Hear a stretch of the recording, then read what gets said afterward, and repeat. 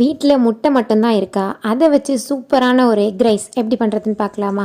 அதுக்கு ஒரு கடாயில் எண்ணெய் சேர்த்துக்கலாம். எண்ணெய் நல்லா சூடானதும் நம்ம மிளகு உப்பு போட்டு பீட் பண்ணி வச்சுருக்க 3 முட்டையை அதில் சேர்த்துக்கலாம்.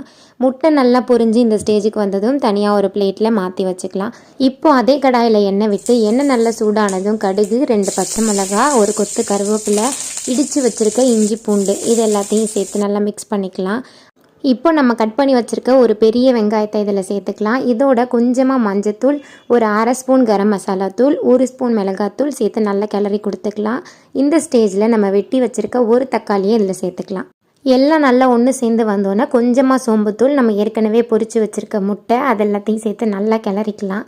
இதுக்கு நான் நம்ம வீட்டில் வடிக்கிற அரிசி தான் யூஸ் பண்ணியிருக்கேன். நீங்கள் வேணும்னா பாஸ்மதி ரைஸ் கூட யூஸ் பண்ணிக்கலாம், இன்னும் நல்லாவே இருக்கும்.